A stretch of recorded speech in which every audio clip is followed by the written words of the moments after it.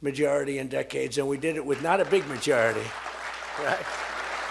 That was not a big majority, but it's a unified majority, and it's people that know what it takes to make America great again. So together we had 12 months of unprecedented success in 2025, and now we're going to make history and break records with the epic midterm victory that we're going to pull off. It just doesn't seem to happen for people that win the presidency. It's an amazing phenomenon. You know, you win the presidency, and we sure as hell are having a successful presidency, I will say that. But even if it's a successful presidency, it's been nothing like what we're doing. We had a very good day 2 days ago, too. But even if it's successful, they don't win. I don't know what it is. There's something psychological, like you vote against. You can win by a lot. We won every swing state. We won the popular vote by millions. We won everything. But they say that when you win the presidency, you lose the midterm. So you're all brilliant people. Most of you are in this business longer than me. That makes me smarter than you. Because look where I am, right? No, it doesn't. But I wish you could explain to me what the hell's going on with the mind of the public, because we have the right policy. They don't. They have horrible policy. They do stick together. They're violent. They're vicious. You know, they're vicious people, and they stick together like glue. They don't have a couple of the people that we have. A couple of people, not too many, really very few.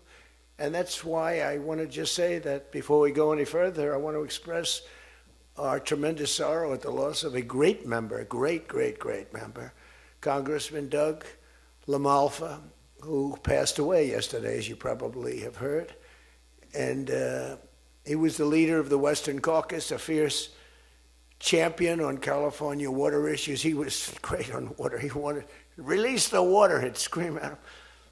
And a true defender of American children. He was a defender of everybody. And our hearts go out to his wife, Jill, and his entire family. You know, he voted with me 100% of the time. And by the way, he wasn't a 3 o'clock in the morning person. Do you know what I mean by that? Where the speaker goes, "Sir, could you call up? Could you call?" I said, "What time is it, Speaker?" "Sir, it's 3 in the morning. Could you make a couple of calls?" "How many?" 9. So I'd start calling 3 in the morning. I said, I shouldn't use any names. I'm just going to create problems. But hi, Jim, and I'm not talking about Jim Jordan. I never had a call 3 in the morning for him. But I said, "Hi, Jim, how you doing?" I just called to say hello, 3 in the morning. "Okay, sir. Sir, you haven't spoken to me in 3 years, and it's now 3 in the morning, so I know what you want. You want my vote?" And usually almost always they'd give it. But they wanted to be called. And with Doug, I never had a call. He was with us right from the beginning. I love those guys. I must say I probably love them the best, the guys that I don't have to call. They know we're doing the right thing. I have a couple that are going to be with us all the way, but they just want the call. They want love. They need love. They're more insecure than most of you. It's true. No, most of you are secure people. You're all laughing. No, most of you are secure people.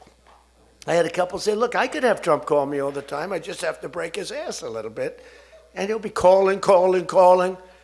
But I appreciate those. We actually had a little party. We opened up a beautiful section of the White House in the Rose Garden, and we had a party for all of those people that I never speak to and vote for me. And I spoke to Doug, but I didn't speak to him never had a problem. And I was really saddened by his passing and was thinking about not even doing the speech in his honor. But then I decided that I have to do it in his honor. I'll do it in his honor because he would have wanted it that way. He would have wanted it that way. He would have said, "Do that speech. Are you kidding me? Do the speech." Big guy. But he was a fantastic person. Man, that was a quick one. I don't know quite yet what happened, but boy, it's a tough one. He was just with us. He was our friend, all of us, every one of us. And I also want to send our best wishes to Congressman Jim Baird and his wife, who are recovering from a car accident. They're going to be okay, but they had a pretty bad accident. And we're praying that they get out of that hospital very quickly. He's going to be fine. She's going to be fine, but it was a bad accident. And I want to thank the man who has been central to so many of our triumphs. He really has been. He's the guy that would call me to make those calls all the time. He's always working. And he's a nice person. You know, he's a high quality person. But I want to tell you, he's a very tough cookie. I've seen both sides. Not often do I have to see the other side, because he's just, by nature, he's a very fine, religious. I like that. He's a religious person. I like that. I like religious people. It usually means they're more honest. Sometimes it doesn't happen that way. I've had some real religious ones that did numbers on me, and I said, I'm going to get them someday. They got me by surprise, but it's usually good, okay, right? And his name is Mike Johnson, Speaker Mike Johnson.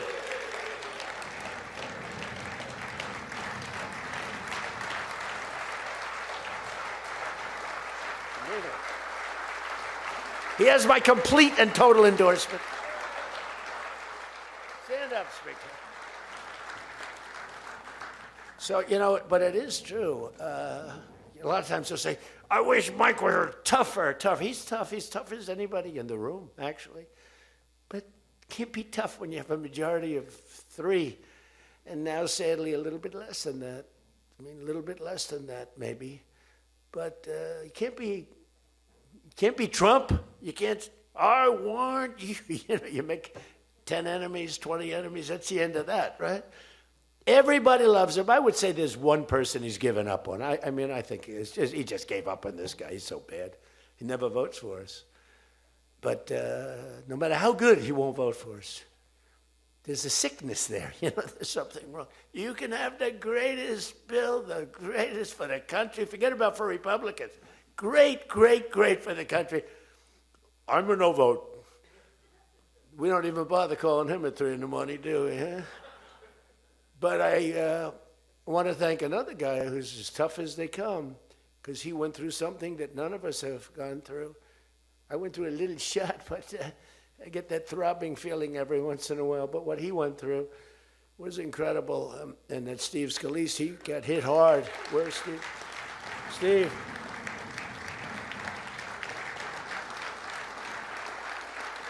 He's a tough cookie. He was dead. I went to the hospital. His wife was crying so much. She was a mess. Oh, yeah, she loves you. That's the only thing I learned about Steve, that he has a wife who loves him. Because I've gone to hospitals where guys are in bad shape, and the wife couldn't care less. She's waiting. She's looking for the next guy. Who's the next guy down the pike? Who the hell is the next guy? He's died. I said, that's so bad. Oh, yeah. I had one where the dog died and the husband died at the same time. I said, it's so sad. Yes, I love this dog so much. She couldn't give it, and the guy left her a fortune. Can you imagine? I shouldn't have left her anything, but she was much more concerned. It's true. Oh, the dog was devastated. The husband, he was like an afterthought. Your wife loves you, Steve. She's a great wife. Another one who has a great wife, Jackie, is Tom Emmer, right? Look at you. You have a great wife, but you haven't been tested like these guys. You haven't. We don't want to test her, right? She's incredible. She's a strong, beautiful, great person. She's a great person. She actually liked me at the beginning when we were having little fights. We weren't even having fights. We just didn't know each other. We didn't know each other. And I heard he said something negative about me. He was sort of right about the subject, but you're not supposed to say ever, even though you're right. But Jackie was saying, I'm telling you, he's a great guy. He's good. He's going to be a great president, blah, blah, blah. She was fighting for me. And now I love this guy. He's great. She was right about both of us, I think, right? But Tom has been incredible. He's incredible at what he does. And he's a great team player. Your conference chair, Lisa McLean, is so strong and powerful and beautiful. Thank you, Lisa. Thank you. Thank you. And I think their broadcast, we said we don't care if the press comes or not. So when I say that, that means they're there. They're broadcasting all this, and I'm letting my feelings out because it's true. I feel that way about so many people in the room. I could say it about many of the people in the room. Some I don't know as well, but many of the people in the room. They're incredible people. You're incredible what you're doing. We also have another one, Richard Hudson, Chairman, NRCC. Richard's always in there, always with a smile. No matter what's happening, Richard, he always has a smile. He's just a positive guy, smart and positive. Thank you, Richard. Really appreciate it. You do a great job. Republican Policy Committee Chairman, Kevin Hern. Kevin, where are you, Kevin? Thank you, Kevin. Thank you. Did a great job. Every one of you got to be proud of yourselves. And basically the entire House Republican Conference. It's been really amazing what you've done. And we're going to give you some ammunition today. I said, I'd love to make a speech. The Speaker asked me, would you make a speech? I said, sure. You think Biden would do that? Would you make a speech? What? First of all, people wouldn't ask him to make a speech because it never worked out well, right? Could never find the exits. You finish, look, stare here, stare there, stare here. You could jump off the front if you had to. No matter what he did, he got himself into trouble. So basically, they didn't ask him to, but if he did, it wouldn't be good. But it's good with me because, you know, we have so much ammunition. We have ammunition. The problem is the fake news. That's why I like being on. I'd much rather do live television than do non-live because, like, when they say, as an example in my speech, peacefully and patriotically to the Capitol, peacefully and patriotically. Do you know that the Unselect Committee didn't report it, that I said those words? Do you know that the news never reported the words walk or march peacefully and patriotically to the Capitol? Do you know they never reported it? It's a scandal. The Unselect Committee never reported that. They never reported that Nancy Pelosi was offered 10,000 soldiers, National Guard soldiers, whatever you want. No, I don't want them. And the mayor. The mayors were in writing. She was more honorable about it. But Nancy got caught when her daughter did a documentary. She's a documentariess. And she has her mother saying, it's my fault. I should have taken the soldiers or something. I saw that in the documentary. I said, whoa, this was a major story. Has she spoken to her daughter since that, you know? But they just, you know, they are vicious people, even on the attack. And it was an amazing military feat that took place yesterday. Think of it. An amazing military. The people are saying, well, thank you.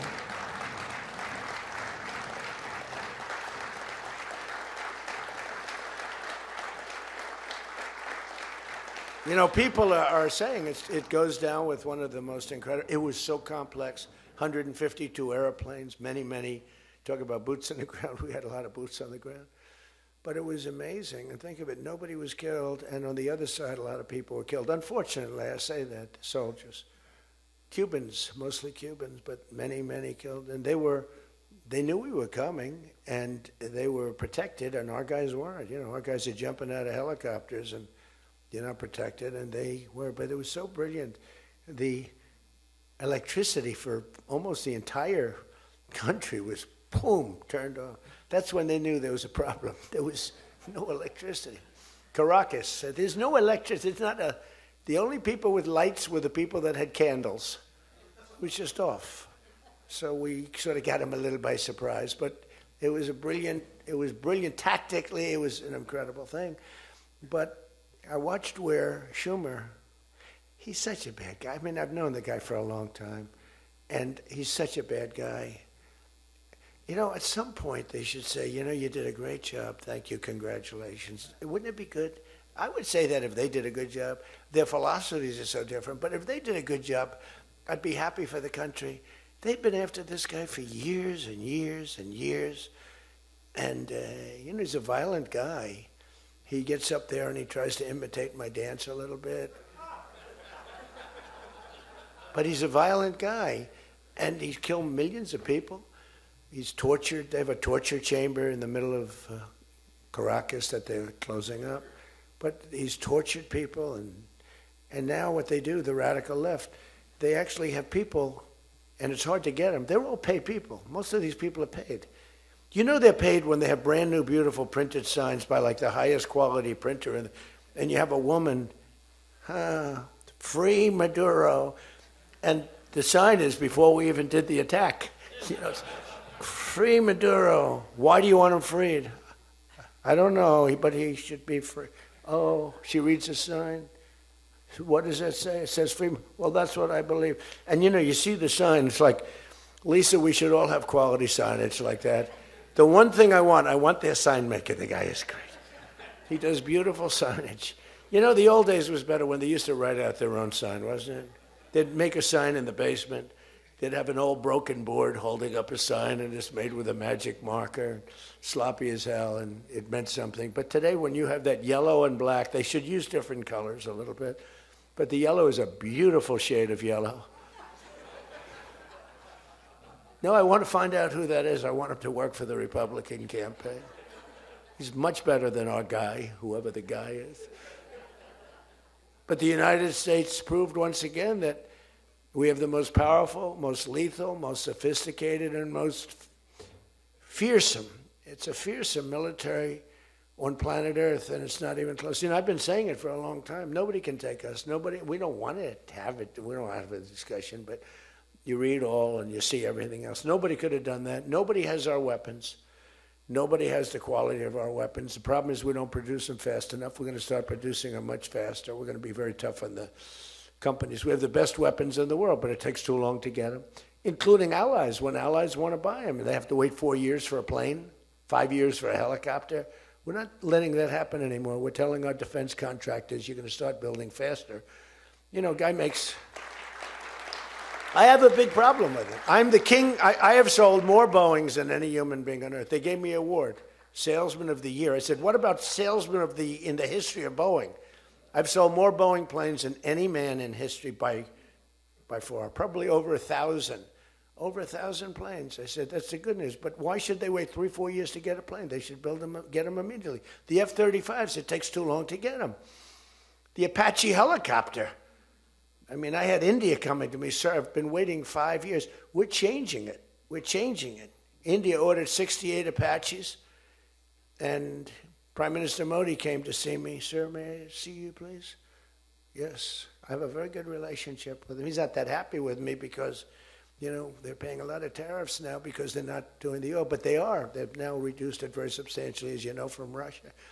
We're getting rich because of tariffs, by the way. I hope everyone understands that. They hate to report. We're going to have over $650 billion poured into our country or coming in shortly because of tariffs. You know, they're finding all of these pockets of money. A couple of weeks ago, sir, we're off by $39 billion. Oh, is that good or bad? Meaning, do we have it or are we short of it? Sir, it's $39 billion that we can't account for. That means we have an extra 39. Yes, sir. I said, well, what are you saying? We just don't know where it came from. I said, check the tariff shelf. Sir, that tariff doesn't start until September. He said, no. It started about a month and a half ago. Check it. Comes back 25 minutes later. Sir, you were right. It came from tariffs. This never happened to us before, where we find plus 39 billion, not million, plus 39 billion. They were missing. We've taken in $650 billion or shortcoming, and that's because I'm being nice. If I want to be, and we have national security because of tariffs. And frankly, we have a big Supreme Court case. I hope they do what's good for our country. I hope they do the right thing. The president has to be able to wheel and deal with tariffs. Now, if you have the right president, it's good. You have the wrong president, you know. If you have the wrong president, nothing's good. Tariffs are the least of your problems. We found that out for 4 years. We had the worst president, did the worst job. They had the worst policy. We have to even run against these people. Now, I won't say cancel the election. They should cancel the election because the fake news will say, he wants the elections canceled. He's a dictator. They always call me a dictator. Nobody's worse than Obama and the people that surrounded Biden. Not Biden. I don't think it was Biden. He didn't know what the hell was going on, okay? The election was rigged. He had no idea what happened. He still doesn't. The auto pen. And by the way, you ought to make a big deal out of the auto pen. The auto pen was your president because most of the things were signed by auto pen. And you're not allowed to do that. I signed very little. Now I just sign everything because it's just so crazy. But, you know, like I had the other day, we elevated a general to 4 stars. I think you should sign that. You know, that's a big deal. A general did a great job, was elevated to 4 stars. And I had the gentleman, and I signed it in front of him, held it up. You know, you got to sign that. You can't give it to an auto pen. And you can always tell an auto pen. One thing, it has 2 little tiny dots. You know that? 2 little dots. You know what that's from? 2 pins. They go bing, bing. They're wonderful things. But you got to sign it. And the law is you have to sign it. If somebody's, you know, telling the auto pen person, he has to be authorized by the President of the United States. Well, he wasn't. The guy barely knew the President. How many times did you speak to the President, right? He said 2. And they just spoke about the weather. It was like this.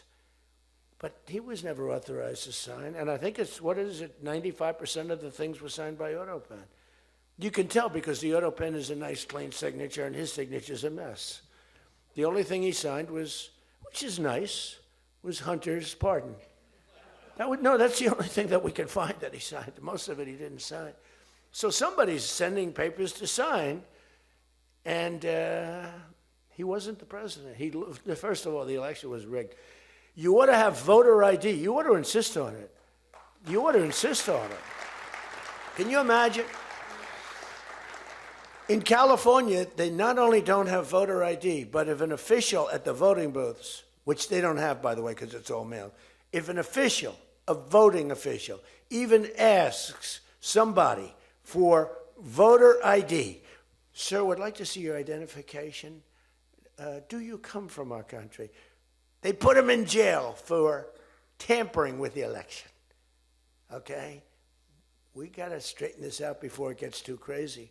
California is more corrupt than any place. California is more corrupt than Minnesota. And I won Minnesota.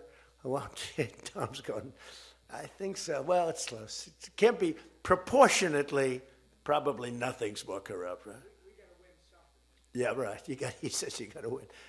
I'll tell you what, I did great there 3 times. I was surprised 3 times. Those elections are corrupt. They got you 1 time, too. But I heard a long time ago, but they got you. But they got to straighten those out. But we have to have voter ID. And, you know, when you confront a Democrat about voter ID, like in a debate or something, I said it a couple of times with Biden, and they're very embarrassed when they say, we want voter ID, voter identification. The only reason somebody doesn't want that is because they want to cheat. Our elections are crooked as hell.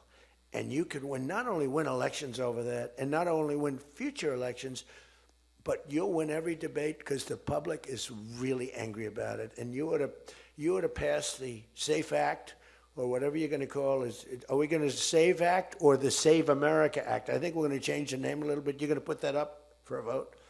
I think everybody in this room certainly should do it. And it's a bad vote for them because they're voting against things like voter ID and other things that are almost equal to voter ID. But when somebody says, no, we don't want voter ID, that means they're crooked. And the public understands it. You win elections with that. But I think it would be really important, Save America Act, if you would put that up for a vote. It's got my total endorsement. And all it is common sense things about the election. And they'll fight it like crazy because they cheat. That's the only way they can win. When you have policy so bad, when you have policy with men and women's sports, and they fight like hell for it. They still are. I saw the other day a person that you know very well, a congressman, was fighting like hell. And, you know, I was out the other day with somebody, and I was with an ex-football player. The guy was massive. His leg was like this. And a young woman who plays flag football, and she's very good supposedly as an athlete. She's smaller than this guy's leg. Okay? And if they were playing football together, he wouldn't even have to run. He could just keep walking. They couldn't take him down. You know, the guy, he can't even believe it. But there's so many. They had a race, a long-distance race. They had champion men, women, you know, one of those marathon deals. The man finished 5 hours and 14 minutes and 36 seconds sooner. He beat the champion woman by 5 hours. It's so demeaning to women. It's so ridiculous, right? It's so ridiculous. The weightlifting, take a look at the weightlifting records. One record stood for 18 years, and it was broken by 112 pounds. They couldn't get 1/8 of an ounce, you know? They'd put an 1/8 of an ounce on, and she's going to break the record for her mom, who's sitting in the front with her father. I'm going to break it, Dad. And she's out there. We're adding 1/8 of an ounce to each side. This record has stood, ladies and gentlemen, for 18 years. But she's going to do it. She's looking to get into the Olympics, right? And she gets up, and they put a little tiny thing like this, little thing. And my wife, by the way, my wife hates when I do this. She said, you know, she's a very classy person, right? She said, it's so unpresidential. I said, but I did become president. You know, she hates when I dance. I said, everybody wants me to dance. Darling, it's not presidential. She actually said, could you imagine FDR dancing? She said that to me. And I said, there's a long history that perhaps she doesn't know. Because he was an elegant fellow, even as a Democrat, right? He was the attack by Japan, you know, he was quite elegant. But he wouldn't be doing this. But nor would too many others. But she says, darling, please, the weightlifting is terrible. And I have to say this, the dancing they really like. She said, they don't like it, they're just being nice to you. I said, that's not right. The place goes crazy. They're screaming, dance, please. But the weightlifting, but no, the girl gets up. And you see, I want to be more, but I have somebody watching. I want to be more effusive. I want to really, yeah. But she gets it, and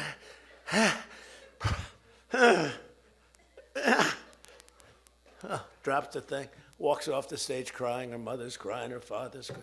Guy gets up. He said, have you lifted before? A little bit. And he walks up, bing. He could have gone ding, ding, ding, ding. I think it was 112 pounds, right? It's crazy. Or the beautiful boxer. They have boxing now. And that they have a young gentleman who transitioned.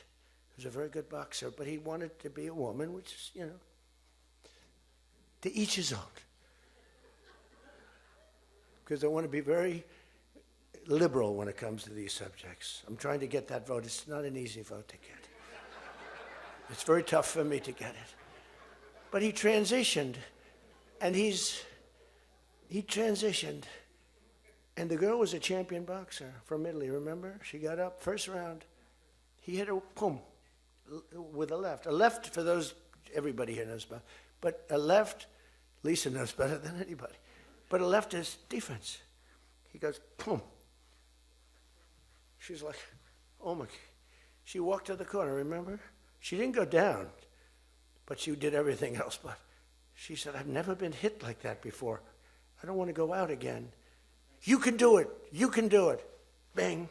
She walked off. She said, he happened to win the gold medal, that young woman. He won the gold medal. There were two transition people. They both won gold medals. The whole thing is ridiculous. You have policy on your side. They don't have policy on your side. Right? You have policy. And I saw this guy fighting like hell. The swimming records, it's ridiculous when you look at the swimming, any records.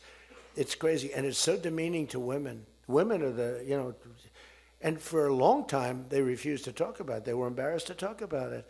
Now they do talk about it. They talk about it openly. But they have the worst policy on everything, open borders. We want open borders. You know, they still want an open border. We did the greatest job ever on borders. And you know, I think they forgot it. My guy said to me today, I have a great guy, Ross. He's the greatest speechwriter. He said, sir, let's not mention the border. Nobody cares about the border anymore.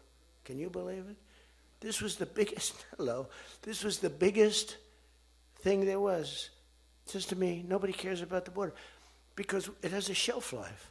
I fixed the border. I fixed it in my first term, but now I really had to fix it. It was much worse, you know, when I came into office. Millions and millions of people were pouring into our country.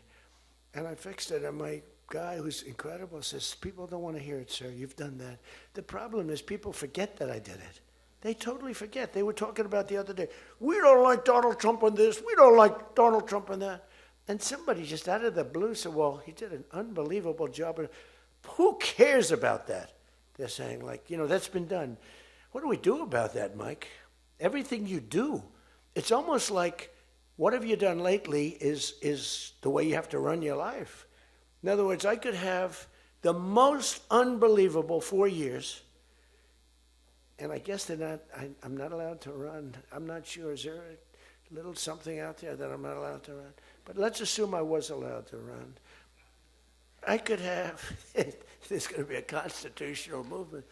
No, I could have the most unbelievable 4 years.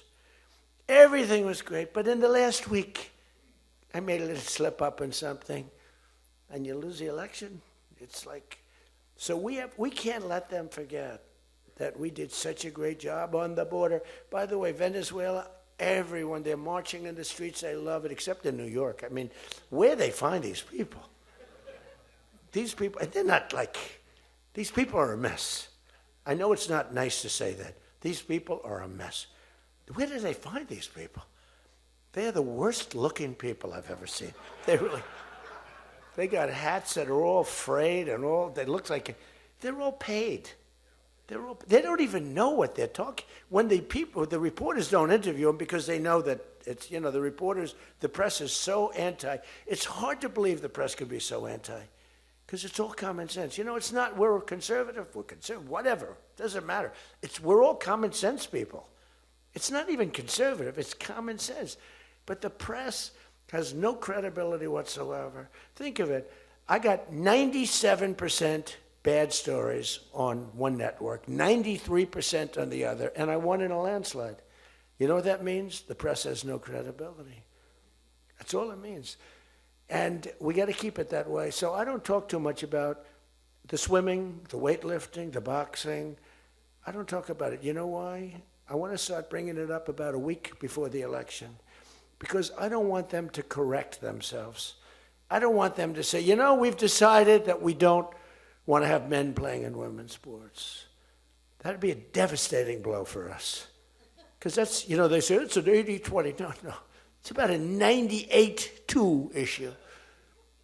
We've decided that we will not have open borders where the entire world, from the Congo, prisons from the Congo, these are extraordinarily tough people. These are people that make our motorcycle gangs look like fine young men. Okay? Our motorcycle gangs are wonderful people by comparison. No, they come in from prisons in the Congo. They come in from prisons from all over the world, but in particular Venezuela. Tren de Aragua. Tren de Aragua comes in, and Tren de Aragua, they say it's the worst gang in the world. It makes our gangs look like little sweethearts. It makes our gangs, you want to take them out to dinner, they're so nice. They cut off the fingers of people. One guy makes a phone call in Colorado. The governor stinks in Colorado. He has no control. So Tren de Aragua, they don't want to do anything about it. So ICE has to go in and take them out because the governor doesn't want to do anything. But they make a phone call. They've taken over my building.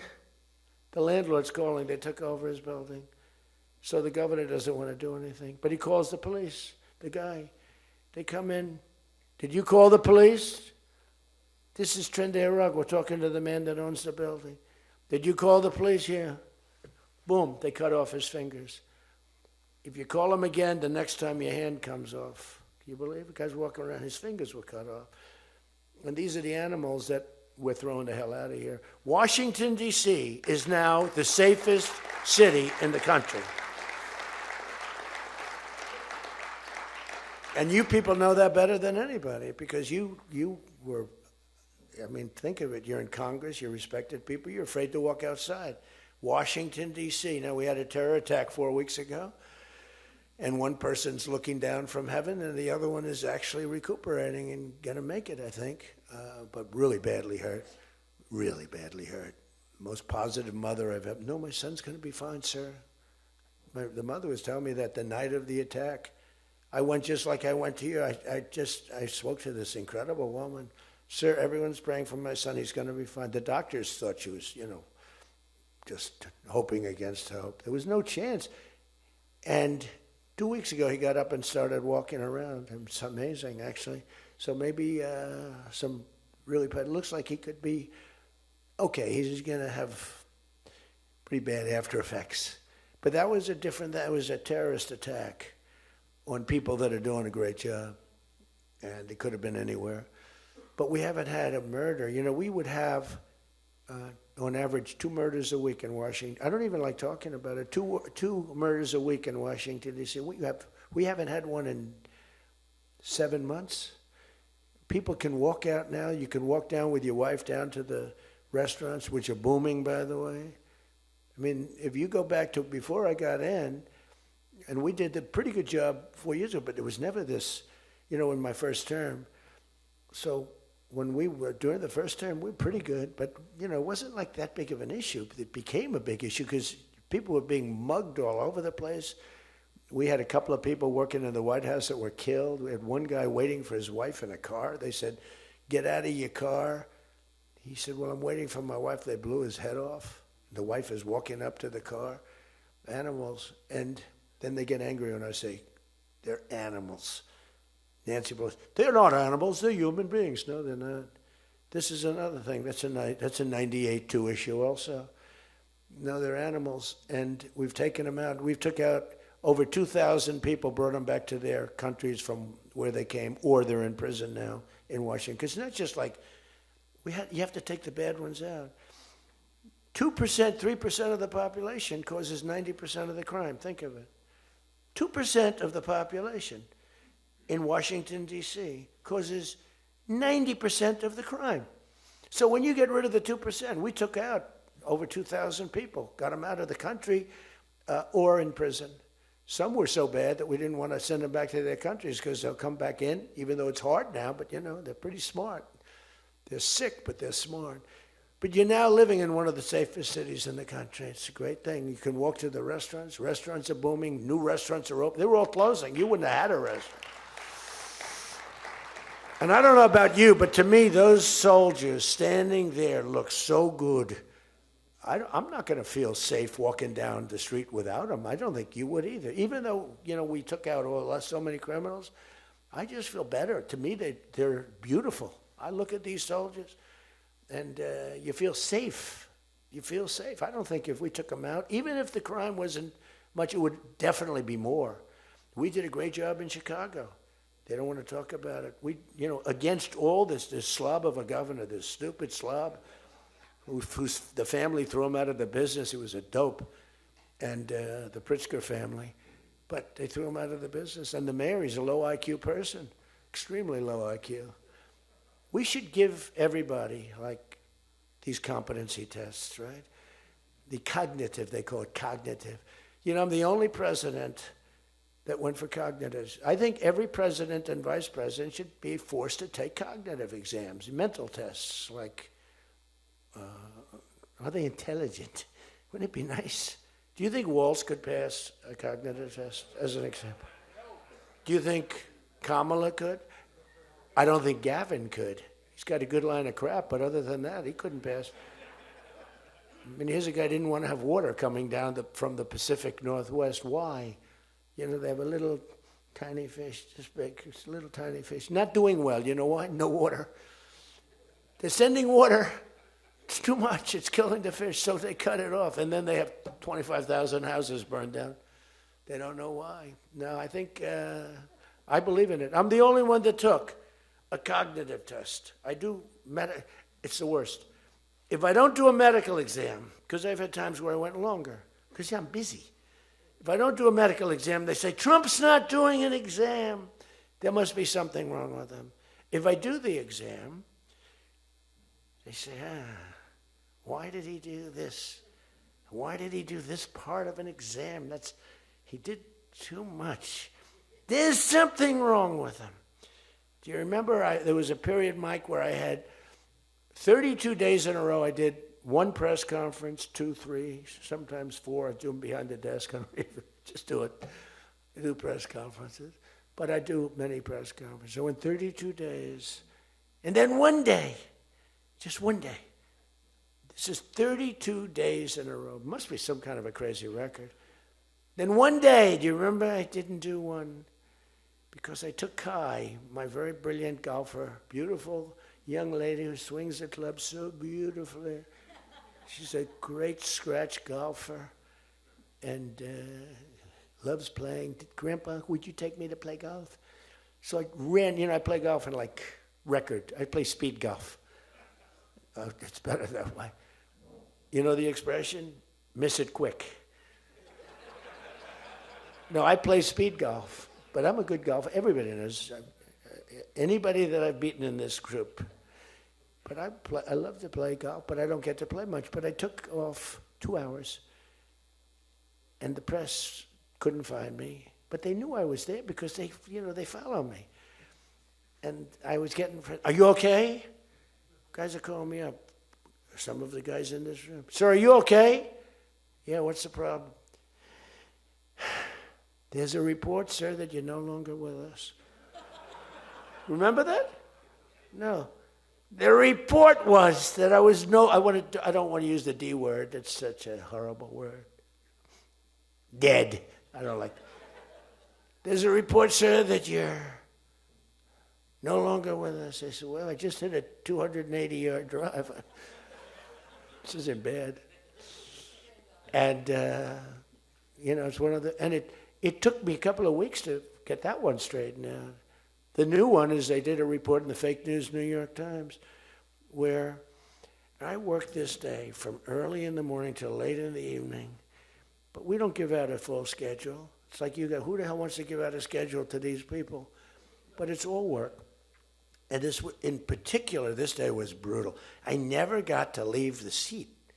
I couldn't do anything. It was just one after another after another. And this went on from early in the morning till late in the evening. And my people gave out a report. He had lunch. They show a report, lunch with somebody. And they did a story. Donald Trump is slowing down. He only had lunch. And then he went back up. And they said, that's malfeasance, whoever did, right? No, it's terrible. I was actually more angry with my people than I was with the New York Times. But they wrote a story. And it takes you a period of time to recover from these hits. And it's almost no matter what you do, but you have to keep a positive eye. But we have a fake press. We did a thing that's so incredible on medicine that nobody has ever done it. Reducing favored nations, most favored nations, we reduced the cost of medicine at levels that have never even been dreamt of before. We should win the elections on just that thing if we did nothing else and went home. Go home. We did favored nations where we're bringing down the price of a pill. As an example, in London, the pill sells for $10. In New York, it sells for $130. That's 13 times as much. Most favored is I want to pay what the lowest nation in the world is paying. Everybody knew about it, but nobody had the guts or the stamina to do it, or the respect from other nations, but I do. And then you also had to get the drug companies. The drug companies were not easy, but they were much easier compared to the other nations. So the other nations used to tell the drug companies, we're not going to pay more. It kept it for years the same price. Everything, we just kept going up, up, up. And finally I had the drug companies, and I said, listen, fellas, you can't do this. Can't do it anymore. I'm not going to let it. we're going to do it, and you're not going to do it. And I did things to them that were brutal, but I really found out it was the nations that were so tough. So when France was told that the pill will go from $10 to $30, it's a big increase, right? But it's not really. And that ours would come down from $12 or $13 down to $30. So theirs would go from 10 to 20 or 30, and ours would go from $13 down to, meaning $130, down to 20 or 30. So it's a huge drop for us. Now, depending on the way you calculate it, it could be thousands of percent down. It could also be 90% and 80%. You know, there's two ways of calculating. I don't know if you know. They said, Donald Trump exaggerated. Now, there are two ways of calculating it. But calculate it at 80, 90%. But the other way is more accurate, like 900%, because that's what it really is. But there are two ways, but use, to be generous, 90%. There hasn't been a reduction in 28 years, except for the 1 year where I got it down 1/4%, and I had a news conference. I was so proud of myself. The drug prices, prescription drugs, are going to be down by thousands of points, thousands. On that one item, you should win this election. The New York Times barely wrote about it. The other papers barely wrote about it. Nobody even knows that the drug prices. Now, people will say, you don't mind if I don't read this crazy teleprompter, do you? Because, do you mind? Because I have, it's called standard. But these things are so important because you guys got to get elected. Because if you don't get elected, we have a country that's going to go to hell. So we can't play games. Ladies and gentlemen, the sun will rise tomorrow, and when it rises, we don't need this bullshit. We need to talk about favored nations. And your numbers are coming down at levels that nobody's ever seen. We inherited high prices. We inherited a mess. We inherited the greatest inflation in history. And you know what was knocking it down? The bad economy that we inherited. We inherited bad. We now have the hottest economy in the history of our country. We have $18 trillion being invested in the United States. You have, every one of you have car plants, AI plants, plants of all different types. Because of tariffs.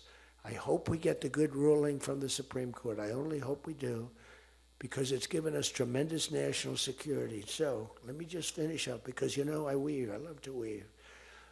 If you ever weave and don't come back to the point, then that's a problem. Then you say, but when you weave and you go here and boom, boom, boom, always coming back, then you're in good shape. But what's happening is, by doing what I did, we're getting numbers that are so low.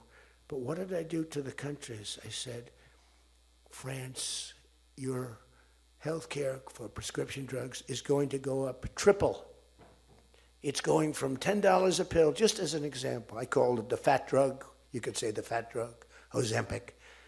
Ozempic is $80 in London, and it's $1,300 in New York. The fat drug.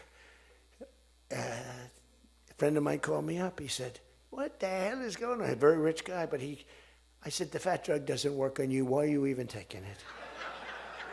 The drug has failed miserably, but he's a very loud, boisterous. He's not a bad guy, not a great guy. Smart as hell. But he's a very rich guy. This drug, he could have paid millions for it. It wouldn't have mattered. But he said, in London, I'm paying $80. In New York, I'm paying like many times more than that. What the hell is that? That's because of what's happened. Because the nations held us back. So the drug companies, I had made a deal with them. You're going to do it? They said, whatever the nations agreed to. The nations were a bigger problem than the drug companies. So I said, you tell me they'll never agree, sir. I said, 100% they will. 100%. They said, sir, the smartest guys, Eli Lilly, Merck, Pfizer, all genius. They're all making numbers you wouldn't believe. The defense contractors are making more. That's why I'm going to say, you're making $45 million a year, and you can't produce a frickin' helicopter for 7 years? We're going to talk to them about that. But I said to the France, I called up, as an example, France, just as an example, I like him, he's a nice guy. Emmanuel, you know Emmanuel Macron? I love the French accent. Emmanuel. They said, listen, you're going to have to raise your prices a little bit because we're paying 14 times more than you. That's a lot, right? We're paying numbers. In other words, we're making up for all of this deficit. No, Donald, I will not be able to. Mr. President, please excuse me. Most of the people call me Mr. President, except for people that don't respect me, they call me Donald, which there are probably a lot of them too. But they said, no. Putin calls me Mr. President. She calls me Mr. President. Emmanuel goes, no. We will not do that. Yes, you will, Emmanuel, 100%, because I was told they wouldn't do it. And this is, you can take Emmanuel and add up Hans, you can add up Ludwig, you can add every name in the book. It's all the same. The answer is no. We're not going to double our drug prices. Not for you or anybody else. I said, yes, you are, 100%. We are not going to do it. No, you don't understand. 100%. You're going to do it and you're going to like it. They go, I don't understand. I've told you 5 times, why do you keep saying you're going to do it? Because I'm always right about, Trump is right about everything, right? I said, the hat. Trump is right about it. I have been right about everything. Got to keep it going. Is there wood up here? Hold it. I always like to, just in case. Trump was right about everything. And I said, so you're going to do it, Emmanuel? No, I'm not. I said, okay, here's the story, Emmanuel. If on Monday you haven't agreed to every single thing that we want, I'm putting a 25% tariff on everything coming out of France, including your wines, your champagnes, and everything else. No, you cannot do that. I said, I can do that, and I will do that. Even for national security, I'll do that, but this is for medical security, and 100%. Now, let me explain. The tariff I'm imposing on you is 42 times more expensive than what I'm asking for you in return. So you can either have a 25% tariff added on to you, like I did with China on fentanyl. I put a 20% penalty tax on China, and it's drying up because the tax is far more than they make with fentanyl. But with the other nations, I said, you're going to do it. And you know what he said? You can't do that to me. I said, yes, I can. Don't worry about it. It's not going to be that bad. You just have to explain it to your people, your 39 million people, that, by the way, don't vote by mail. They vote on paper ballots. They tried voting by mail, and there was fraud all over the country. We're the only country that votes by mail, essentially. You know that, right? You know, Speaker, that's another thing. We're the only country that's stupid enough to vote by mail. Even Jimmy Carter's commission said, don't do it. But just to finish so that you won't say he wanders.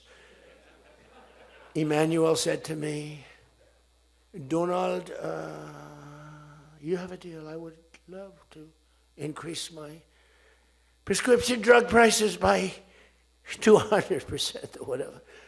I would love to do it. It'd be such an honor. Whatever you want, Donald, please. Don't tell the population. Please, Donald, I beg you.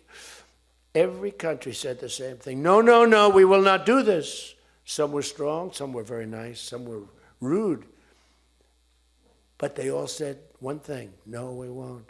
And within, I'd say on average, 3.2 minutes, they were all saying, we would be honored to quadruple our drug prices. So we would be honored to quadruple our prices if that's what you like. We want to make you happy. Okay. Therefore, I will not charge you a tariff, and you're going to increase your drug prices by 3 times what they were paying 2 days ago, right? And we have now favored nation. You think Biden could do that? I don't think so. Think Biden ever thought of it? Now, everybody's wanted favored nations, but everybody knew it was impossible to get the countries to agree to it because they wouldn't have done. And they've been doing this for 40 years or whatever it is. We were subsidizing the entire world. That's just one of the many things we're giving. But you should take that thing. That's going to save. Now, that also, when you add that to healthcare, your drug prices are much lower than what you projected. So we're going to reduce healthcare by a lot. One other thing. On healthcare, it's never been our issue. It should be our issue. We had a very nasty vote from a couple of people. I guess Collins, I guess Lisa Murkowski, and I guess a man named John McCain. Remember? Thumbs down. You remember. He said, I'm all for 10 years he campaigned. I don't want to be nasty, but for 10 years he campaigned on Obamacare. We're going to destroy Obamacare. We're not going to do it. And then we're going to terminate it. And then, it was a little surprising. We could have had health care, good health care. Obamacare is bad. And the people understand it's bad. And the premiums are horrible. But one thing I've learned a lot about health care. I found health care sort of like not of tremendous interest, but it was very important. And I made it of tremendous interest. So I made a statement a couple of months ago because I saw the numbers. I said, boy, because, I like to see what's going on. That's one of the reasons. By the way, we set an all-time record again today. We have the highest stock market in the history of our country by far, every single month. That's another thing you should camp. They like to demean that. The Democrats, well, that doesn't mean anything. That's just, no. That means jobs, and it means 401ks, because a lot of people have 401ks. And they have, best lawyer in the room, the best, have 401ks, and they have 401ks like, I had a young policeman. I told this story twice, but it was the same thing. This was a recent case. I had a case years ago because I had a great economy. We had the greatest economy in history during my first term. My first term was a tremendous success. But again, nobody wants to talk about that. We rebuilt our military. We did things that nobody could have done. We did a great job. This term is blowing it away. It's blowing every term. There's never been a president that had a year like this, especially a starting year. And we should win based on that too, all things. But the 401k, so there's a policeman, and he comes up, and he was guarding me along with lots of other people. Sir, I want to thank you. What? My wife thinks I am the worst investor in the world. And for the last year, she thinks now I'm Warren Buffett. She said, you're smarter than Warren Buffett. You're a better investor than Mr. Warren Buffett, sir. I said, how's your 401k? It's doubled. It's going up. It's going up. I said, just relax. But 401ks are through the roof. Those are us. Those are the people. We have the highest stock market in history. 47 days out of 11 months. We have just a piece of the last month left for the first year.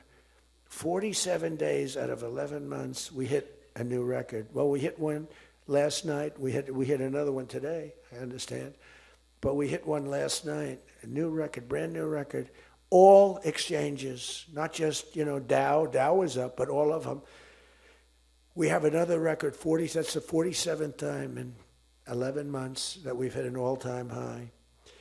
And the future, because we have more money coming into our country than any country has ever had by far.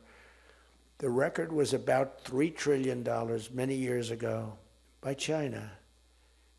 We've got $18 trillion pouring into our country. You know why? Because of tariffs.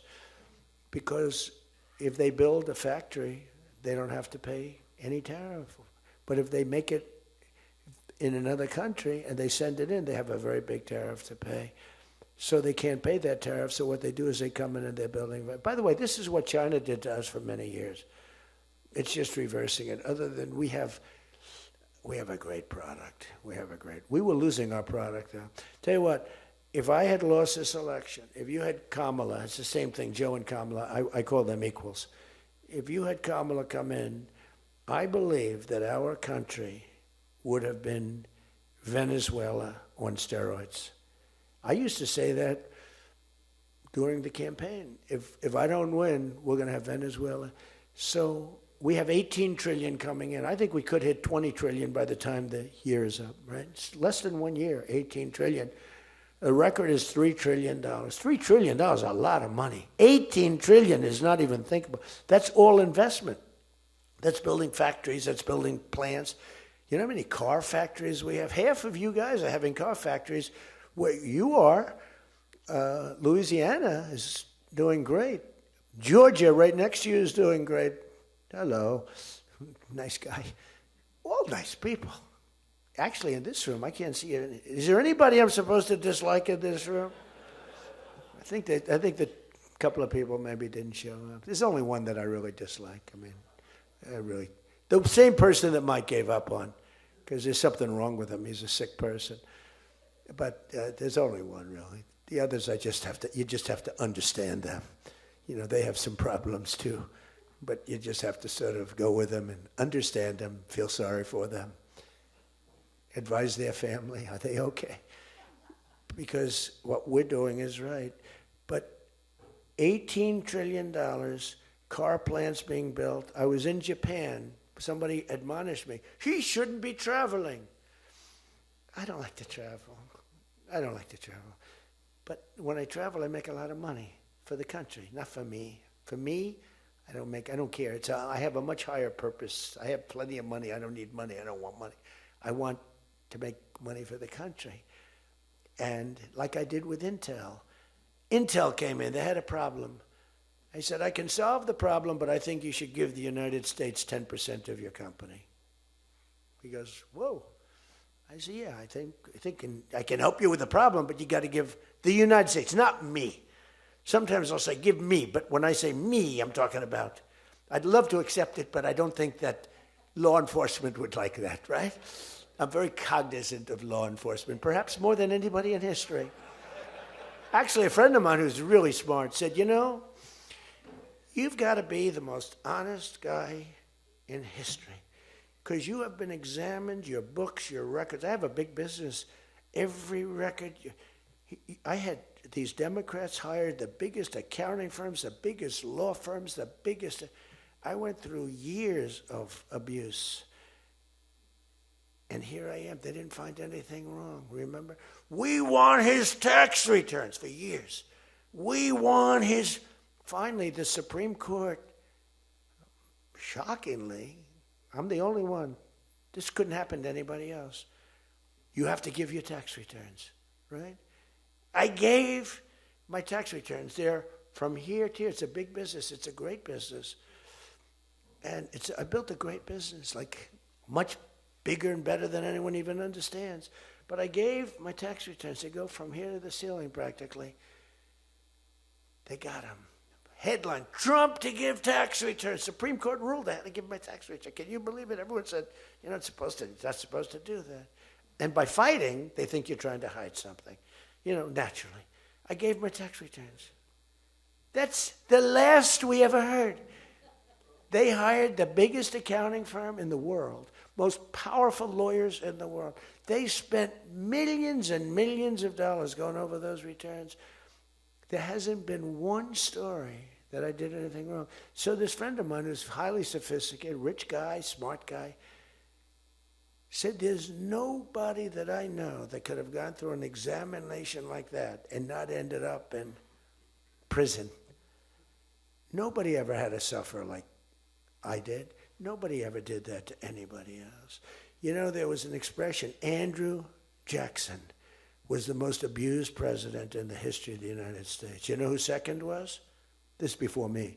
You know who second was? Abraham Lincoln. But he had a civil war, so we have to give him a pass. But Andrew Jackson was treated horribly. He was a great general and a good president. So bad that his wife died. I mean, his wife died. They were horrible. But I just saw a report came out the other day. I blow them away.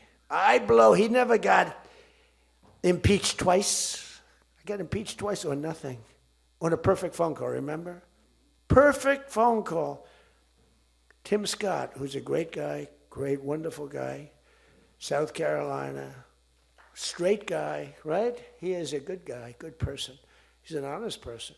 He read a transcript. Thank goodness I had a transcript. Essentially, the call was taped because they tape calls. I didn't even know. So was that call taped? Yes, sir. I said, oh, well, bring it down. I don't even know. And we read the transcript. It was perfect. It was so good. I told Ukraine not to cheat. And if you see any cheating, report it to the Attorney General of the United States. That was my call. They said, he was trying to intimidate. All I said is, don't cheat. And we have a signed agreement that Ukraine can't cheat. You know that. It's the only country we have actually signed. They violated the agreement many times, I would tell you. You'll find out. I was right about that too. But nobody's gotten cheated. But this guy said to me, for you to have escaped. But the one thing, and I'll just end it, because Jim Jordan back there, world champion wrestler, 128-1. Whatever happened to the one guy? The Russian. He lost to, how dare you lose to a Russian? Do you know the more impressive record for Jim? Because I'm a big sports person. I love sports. Jim went to high school. As in high school, he was considered like the top wrestler. But he was undefeated in high school. Now, what that means is that as a freshman, he was beating seniors. Is that true? Were you actually undefeated? Seriously, were you undefeated in high school? That means as a freshman, he had to beat seniors, Steve. Nobody could, because there's such a difference between a freshman and a senior. To me, that's more impressive than anything. But I'm also impressed with his fight. Now we have to close the deal, Jim. We got to close the deal. Close that deal. I saw Jim, and the first time I met Jim, I looked at him, and I said, tough-looking guy. But I noticed the ears, they were a little rough. They were a little bit of a rough. Some people would say a little cauliflower on that ear. They said, Jim, have you wrestled before? Yes, I did. Where? Was it Ohio State? Something like, he was an All-American at Ohio State. I said, yeah, I could sort of tell. I look at the ears and I can sort of tell. But have you had plastic surgery on your ears, Jim, now? Because they look better now than they did the first time. They've healed over the years. They've healed. Actually, now you're wrestling with probably much tougher people, the radical left lunatics, right? But anyway, so I just want to leave it by this. I want to say that you are great people. We have all of the policy. We have wonderful, just stay together. We got a few people that make life very difficult. They don't have that. I used to say they don't have a Mitt Romney in their midst. I mean, Mitt Romney was very difficult. You know, he was almost like, for them, he was on the Senate side.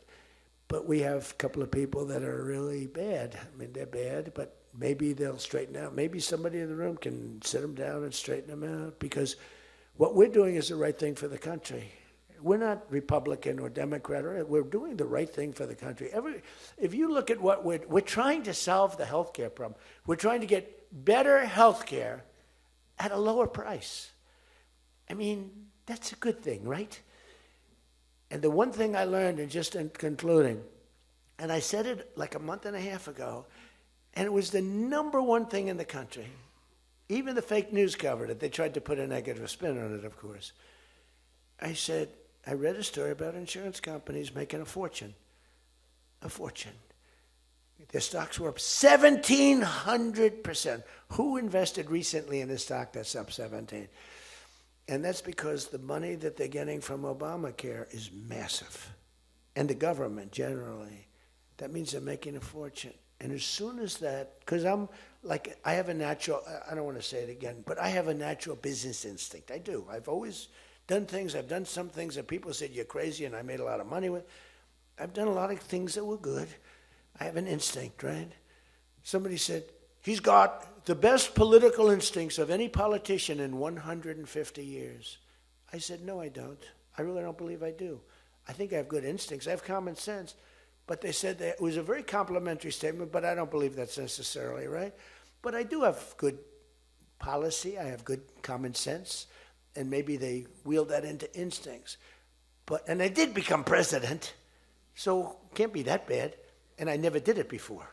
Don't forget, I ran for president. I had a politician telling me very strongly, they said, sir, I've run for office 20 times and I've won. 17. And I know what I'm talking about. This was at the very beginning of my first term.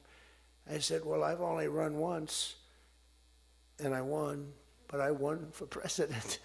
He said, you got me on that one. He's actually sitting in this room right now, that son of a gun. He knows who I'm talking about. He was giving me a hard time, but he's turned out to be a decent person. Not the best in the room, but a decent person. He's not my favorite in the room, but he's decent. But we have one thing that's really strong. Uh-oh, it's a fake news.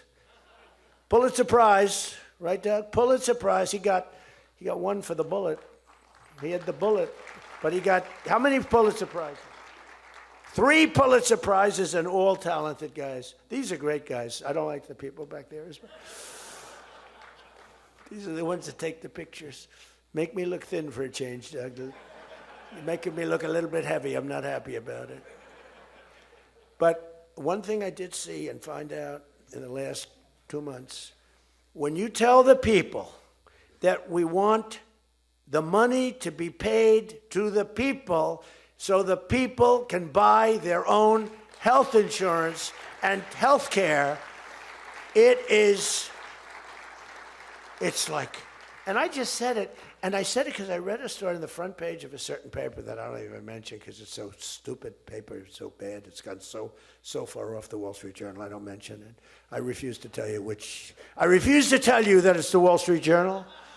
They've lost their way. This is not the Wall Street Journal of old. But I read a story on the Wall Street Journal, and it said that the insurance companies are making so much money. They weren't demeaning them or anything, and I guess as an investor, you're happy. When I read that, I said, wait a minute, they're making that kind of money, and they're making it because of stupid politicians, I hate to say, that we allow them to make it. If you guys can get in a room, because, we don't have that as one of our issues. It's the only thing they have. They're lousy at it. They came up with Obamacare. We tried to fight it. We almost had it won, but we didn't get 3 votes. We should have gotten them. But here's, you want to turn this thing, you work on favored nations, you work on borders, you work on all of the things that we talked about, but now you take the healthcare issue away from them, and they want to fight it. You know why? They're all owned by the insurance companies, and they cannot fight it successfully. There's nothing they can do. That's like almost the voter ID thing. When they try and fight, I watched a guy trying to explain why we shouldn't have voter ID the other day, and the guy was a fool. He looked like an idiot. This is the same kind of an issue. Let the money go in the healthcare account or however you do it. Let the money go directly to the people. Now, you have to be a little flexible on Hyde. You know that. You got to be a little flexible. You got to work something. You got to use ingenuity. You got to work. We're all big fans of everything, but you got to be flexible. You have to have flexibility. I came out with a statement. Let the money go not to the big fat cats and the insurance companies that made 1,700% over the last short period of time. Let the money go directly to the people where they can buy their own health care. And I'm not sure that I've ever said anything that was more impactful. I say a lot of things and have a lot of good ideas. And this was an idea that, the whole world went crazy. The whole country went crazy. The world went crazy with envy. If you can somehow do that, Mr. Speaker, Tom, all of you, Steve, if you can do that, this is going to be your issue. And the other thing is fertilization. They're trying to hit us on fertilization. They were dead on fertilization when I got a call from a very wonderful young senator from Alabama saying they had just lost a case. And the case, I've never been met with such scorn. Friends of hers were just going crazy. And I said, explain the issue to me. And it was on IVF, the fertilization. A judge ruled against and said all fertilization places have to be closed down, like immediately. It would have been a disaster. And fortunately, I picked it up, and we owned the issue. But now I understand they're trying to make a case on fertilization. You can't let them do that. Very important issue. All of these issues are very important issues. But you can own health care. Figure it out. Let the money go directly to the people. It goes in a health care account. There are numerous things you can do. But you have to let no money for the insurance companies. I'm going to meet with the insurance companies. I said, I'm going to meet with them. Because I met with the prescription drug companies, and that's when I found out what was going on with the fact that we were paying 10 and 13 and 14 times more money than Europe and other places. I learned that at the meeting. Now I'm going to meet with them in a few days. I'm meeting with them all, 14 companies. I'm meeting with them all. I'm also meeting with oil companies. Let's go. You know what that's about. We've got a lot of oil to drill, which is going to bring down oil prices even further. But if you can come up with health care, remember this, where the money goes to the people, you have just owned, they can't fight it. They're owned by the insurance companies. You guys don't get money from the insurance companies, they do. They get a massive amount of money. It's their biggest donor. They're going to try and fight you, but they can't win the fight. If you explain it, the money goes directly to the people. That's going to be your issue. The other thing is energy. Your energy prices have come so far down since I'm president. And nobody wants to, I saw on television, energy prices are down 3%. No, they're not down 3%. They were $3.50 and $4. It's now $1.99 a gallon in many stations. And it's going down further. And that's like a massive tax cut. And that's the other thing. Tax cuts. No tax on tips.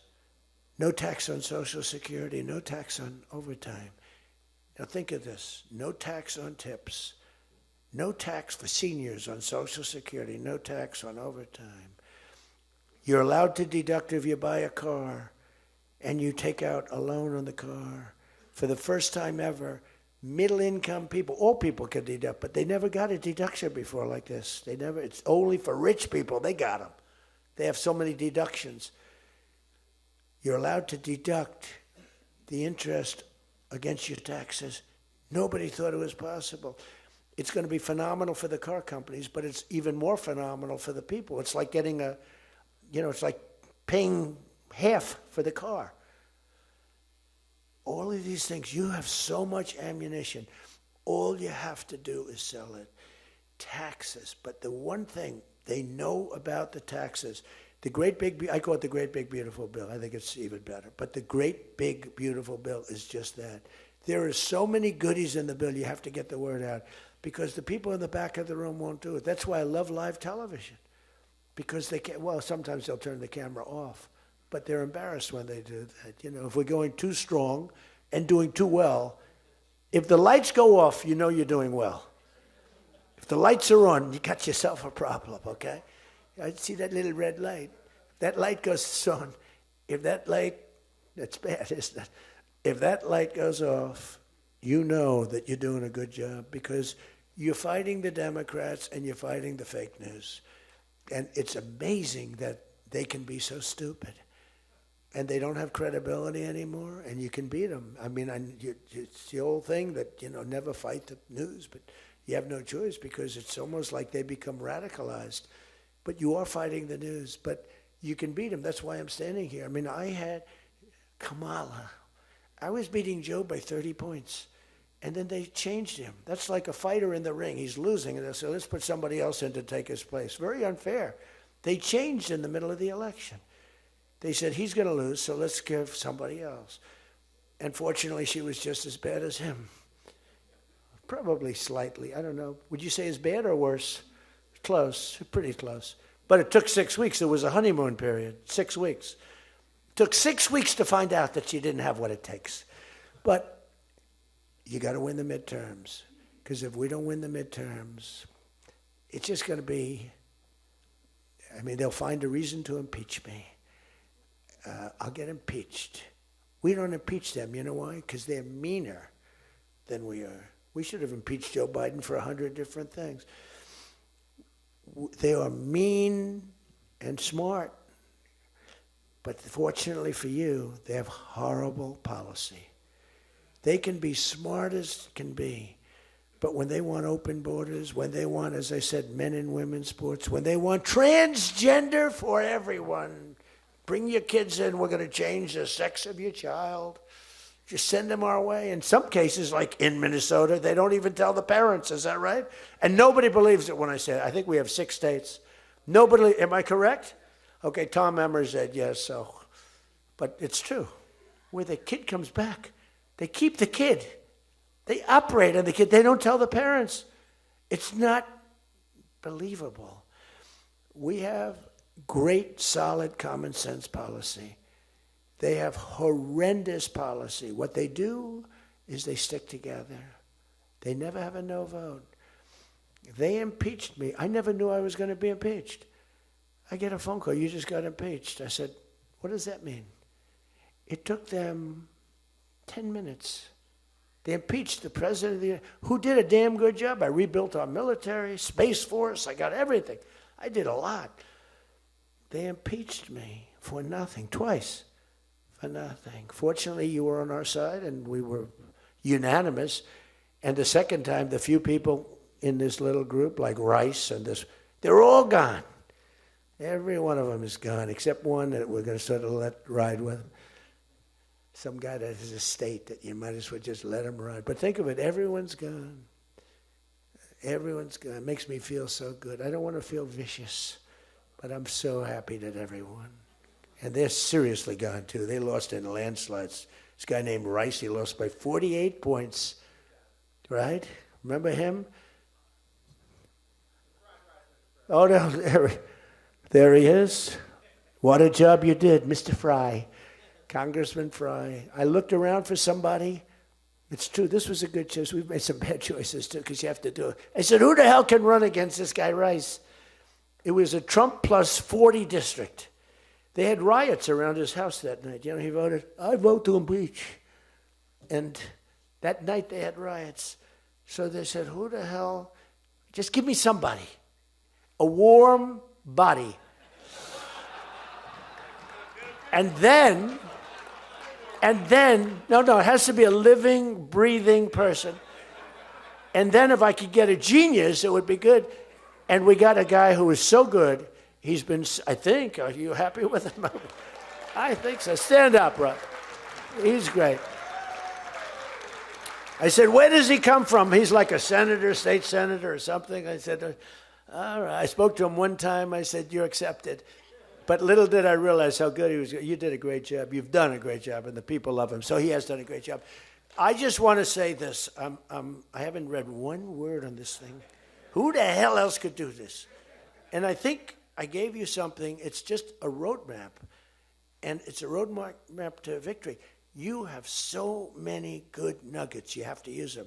If you can sell them, we're going to win, because we've won 2 races in like 50 years. It's, for whatever reason, I don't know why, but just don't fight it. It doesn't make sense. There have been 2, and they were unusual circumstances. So whether it's a Republican or Democrat, whoever wins the presidency, the other party wins the midterm, and it doesn't make sense, because we've had the most successful year probably in the history. They say, and now you add what happened essentially yesterday, we've had the most successful first year of any president in history. And it should be a positive, and make it a positive. So with that, I leave you. I do. And I started by saying I love you all, and I'll end by saying I love you. You're amazing people. What you do for this country is incredible. And thank you all very much. Thank you. Thank you.